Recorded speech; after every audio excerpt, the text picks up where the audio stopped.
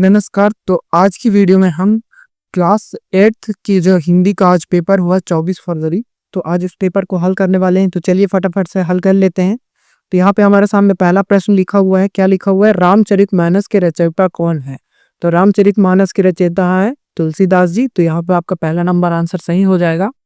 फिर प्रश्न दूसरा नंबर देख लेते हैं। श्री कृष्ण और सुदामा ने कहाँ शिक्षा प्राप्त की थी? तो श्री कृष्ण और सुदामा जी ने कहाँ शिक्षा प्राप्त की थी? उज्जैन में, यानी उज्जैनी में। ठीक है। थर्ड नंबर देख लेते हैं। आत्मविश्वास पाठ में लेखक के मित्र किसको देखकर डर गए थे? तो किसको देखकर डर गए थे? शेर को। ठीक है। चौथा नंबर, परशु का अर्थ होता है, परशु का क्या अर्थ होता है? कुठार होता है। ठीक है। जो भगवान परशु जी वो रखते हैं, है ना। हे भगवान वाक्यांश में कौन सा विराम चिन्ह लगता है? तो हे भगवान ऐसे जब कोई एक्सप्रेशन या हम कोई भी भाव देते हैं तब हम वहां पर विस्मयादि बोधक का चिन्ह लगाते हैं। प्रश्न नंबर 6 देख लेते हैं। क्या लिखा हुआ है? हमें कैसी बाड़ी बोलनी चाहिए? मतलब ब्लैंक्स बाड़ी बोलनी चाहिए। तो कैसी बोलनी चाहिए? मीठी बोलनी चाहिए। ठीक है ना। तो हमें मीठी बाड़ी बोलनी चाहिए। इस आसन की आकृति में बैठे हुए खरगोश जैसी प्रतीत होती, इसलिए इसे सस्कासन कहते हैं। यहाँ पे आपका आंसर होगा खरगोश। तो सस्कासन कैसा प्रतीत होता है? खरगोश बैठा हुआ है जैसे, है ना। अगर आपको हिंदी न समझ में आ रहा हो तो अभी मैं थोड़ी देर में आपको आंसर शीट भी दिखा दूंगा। 8वां नंबर प्रश्न देख लेते हैं। बहादुर बेटा पाठ खाली स्थान की भावना को रेखांकित करता है। तो किसकी भावना को करता है? देशभक्ति भावना को करता है बहादुर बेटा, है ना। तो देशभक्ति एवं सहयोग, इस ये होगा उसका उत्तर। ठीक है ना। देशभक्ति एवं सहयोग की भावना को रेखांकित करता है। फिर खाली स्थान के चरण, ओझा लोगों को काम चौपट हो रहा है। तो यहाँ पे प्रश्न नंबर 9 का उत्तर पूछ रहा है। तो भी ये किसके कारण? बिरसा। कि यहाँ पे आपको उत्तर होगा बिरसा के कारण ओझा लोगों का काम चौपट हो रहा है। ईमानदार का विलोम शब्द क्या है? बेईमान। बेईमान। ठीक है ना। अब प्रश्न 11 देख लेते हैं। शिवाजी ने किसके विरुद्ध तलवार उठाई थी? तो इसका आंसर मैं यहाँ पे पहले से लिख के रखा हूं, तो ये दिखा देता हूं। शिवाजी ने किसके विरुद्ध तलवार उठाई थी? औरंगजेब के विरुद्ध। परंतु आपको कैसे लिखना है? इसको आंसर ऐसे लिखना है, शिवाजी ने ये औरंगजेब के विरुद्ध तलवार उठाई थी। इस प्रकार से आपको उत्तर लिखना है। ठीक है। वैसे यहाँ पे पूछा है वो एक शब्द पे है या एक वाक्य पे, परंतु आप अगर इस तरीके से लिखेंगे तो आपको पूरा नंबर मिलेगा। ठीक है। अब प्रश्न 12 देख लेते हैं। गांधी जी को हमेशा क्या खटकता था? तो गांधी जी को हमेशा क्या खटकता था? अपनी लिखावट। उनकी जो लिखावट थी वो गांधी जी को खटकती थी। प्रश्न नंबर 13 देख लेते हैं। लोकमान्य तिलक ने कौन सा नारा दिया था? लोकमान्य तिलक ने कौन सा नारा दिया था? तो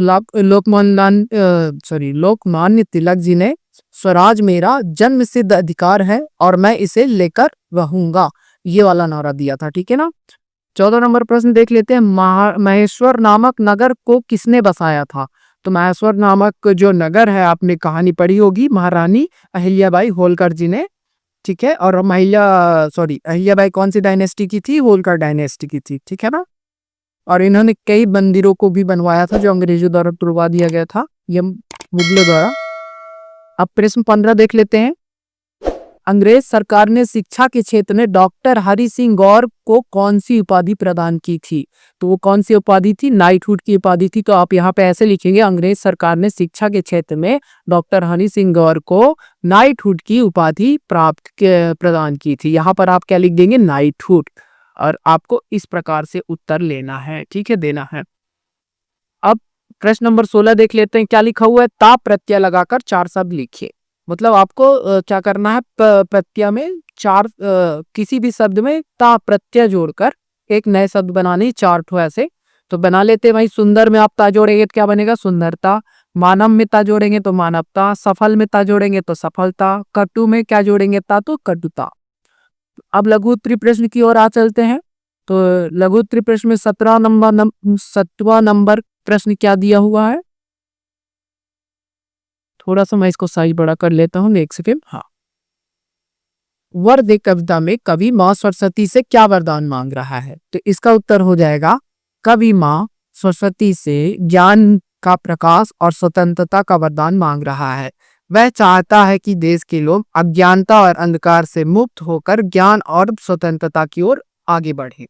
ठीक है, तो ये आपका 17 नंबर प्रश्न हो गया। अब चलिए 18 नंबर प्रश्न में यहाँ चलते हैं। क्या लिखा हुआ? दक्षिण अफ्रीका में गोरे व्यापारियों को भारतीयों से ईर्ष्या क्यों होने लगी थी?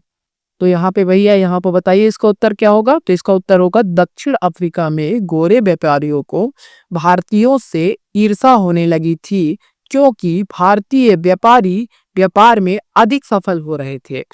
भारतीयों की ईमानदारी और मेहनत के कारण उनका व्यापार तेजी से बढ़ रहा था, जिससे गोरे व्यापारियों को नुकसान हो रहा था। ठीक है, तो आपका ये 18वां नंबर का प्रश्न हो गया। अब 19 नंबर देख लेते हैं। क्या लिखा है 19 में? ज्ञान विज्ञान के क्षेत्र में संसार को प्राचीन भारत को क्या देना है? तो भैया इसका उत्तर होगा प्राचीन भारत ने गणित, खगोल विज्ञान, चिकित्सा और दर्शन जैसे क्षेत्रों में महत्वपूर्ण योगदान दिया है। आर्यभट्ट, ब्रह्मगुप्त, चरक और सुश्रुत जैसे विद्वानों ने विश्व को गणित, शून्य का आविष्कार, आयुर्वेद और शल्य चिकित्सा जैसे महत्वपूर्ण ज्ञान दिए हैं। तो ये आपका 19 नंबर हो गया। 20वां नंबर देख लेते हैं। शिक्षा का उपयोग किसके लिए होना चाहिए? तो यहाँ पे आपका आंसर हो जाएगा शिक्षा का उपयोग समाज और देश के विकास के लिए होना चाहिए। शिक्षा व्यक्ति को ज्ञान और कौशल प्रदान करती है, जिससे वह समाज में योगदान दे सके और देश को प्रगति की ओर ले जा सके। तो ये आपका 20वें नंबर का प्रश्न कंप्लीट होता है। अब यहाँ पे आप देख सकते हैं क्या लिखा हुआ है? अपने जन्मोत्सव पर मित्र को आमंत्रित करते हुए एक पत्र लिखिए। तो चलो भैया पत्र लिख लेते हैं। तो जैसा कि आपके कॉपी में बहुत छोटा सा स्पेस है, तो छोटा सा ही हम पत्र लिखेंगे, ठीक है ना, स्पेस के अकॉर्डिंग। तो आपको पहली लाइन में लिखनी है प्रिय मित्र, और यहाँ पे आपको अपने मित्र का नाम लिख लेना है। जैसे कि हम यहाँ पे लिख देते हैं राहुल, मैं तुम्हें अपने जन्मदिन के अवसर पर आमंत्रित करना चाहता हूँ। मेरा जन्मदिन 24/2/2025 को है और हम ग्राम गुरसी पर शाम 7 बजे मिलेंगे। तो आपको अपने दोस्त को आमंत्रित करना है और समय और दिनांक आपको बताना है। ठीक है, परीक्षा के अनुसार हमने यहाँ पे दिनांक डाल दिया और समय आप अपने अनुसार डाल सकते हैं। ग्राम भी आप अपनी जगह के हिसाब से डाल सकते हैं। फिर यहाँ पे लिखेंगे कृपया आकर मेरा जन्मदिन को और भी खास बनाएं, तुम्हारा मित्र। और यहाँ पे आप अपना नाम डाल सकते हैं या तो काखा गाघा डाल दीजिएगा। ठीक है, जनरली पेपर में अपना नाम नहीं डाला जाता, चाहे वो आप कोई भी सभी पत्र लिखे।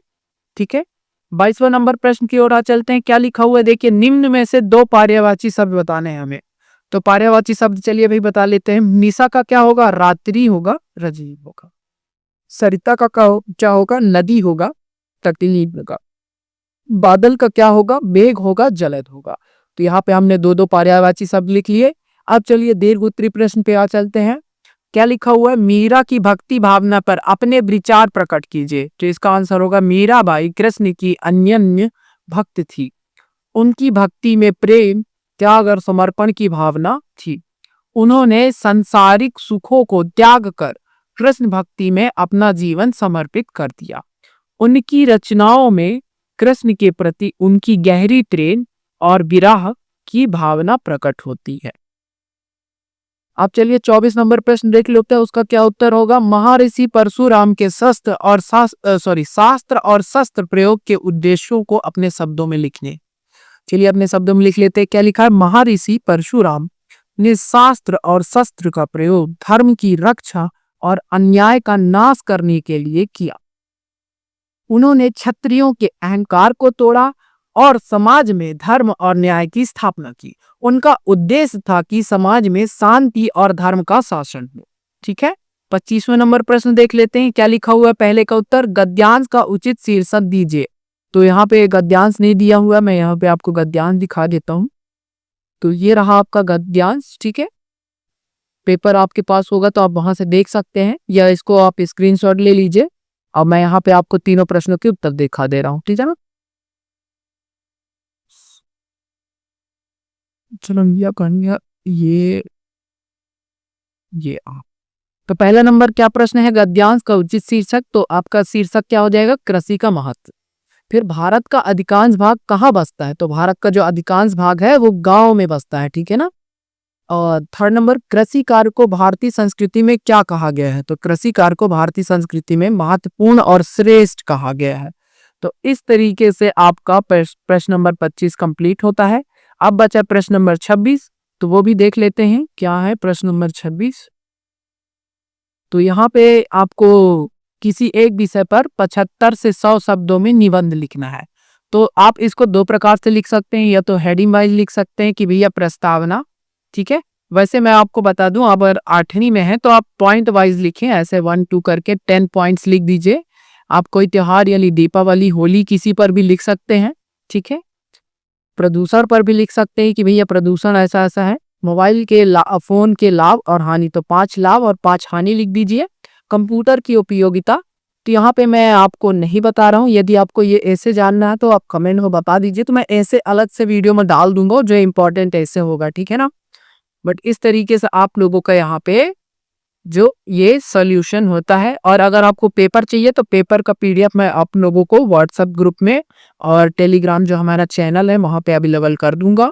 और आप हमारे सारे प्लेटफॉर्म पे, मतलब सारे इंस्टा, ट्विटर और जितने भी प्लेटफॉर्म्स है, आप वहाँ पर ज्वाइन करके हमें ज्वाइन कर सकते हैं। वहाँ आपको सॉल्यूशन और जितनी आपकी पढ़ाई से जो भी जुड़ी वीडियो होगी वो आपको जल्द से जल्द मिल जाएगी। धन्यवाद।